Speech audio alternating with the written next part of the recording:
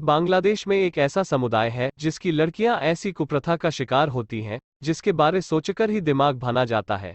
यहाँ रहने वाली मंडी जनजाति में पिता ही अपनी बेटी का पति बन जाता है, लेकिन इसके लिए एक खास क्राइटेरिया है। दुनिया में कई तरह की जनजाति रहती है, कुछ जंगलों में रहते हैं तो कुछ अब शहरों का रुख कर चुके हैं।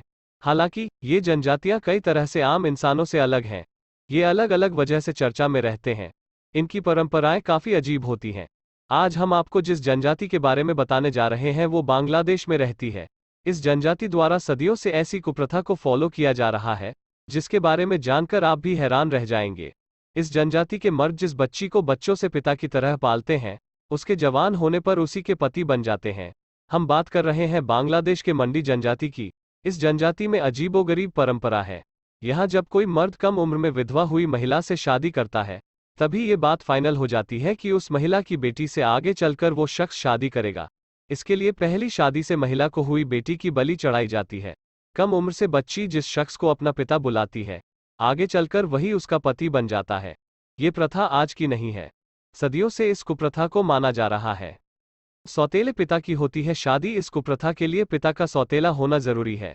सगा पिता इस कुप्रथा का हिस्सा नहीं बनते।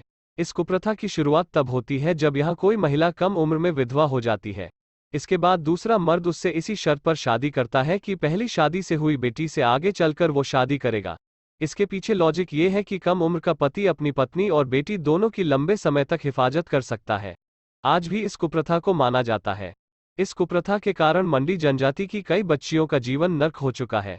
अपनी स्टोरी बताते हुए मंडी जनजाति की ओरोला ने काफी शॉकिंग खुलासे किए थे। उसने बताया कि जब वो काफी छोटी थी तभी अपने पिता को खो दिया था। इसके बाद उसकी मां ने नोटेन नाम के शख्स से दूसरी शादी कर ली। ओरोला अपने दूसरे पिता को काफी पसंद करती थी। वो उसकी काफी केयर करता था। लेकिन जब वो बड़ी हुई तो उसे ऐसी बात पता चली जिसने उसके पैरों के नीचे से जमीन खिसका दी। उसे पता चला कि जब वो 3 साल की थी तभी इसकी शादी नोटेन से करवा दी गई थी। वो उसका पति था। ऐसी कई बच्चियों की जिंदगी इस कुप्रथा ने बर्बाद कर दी है।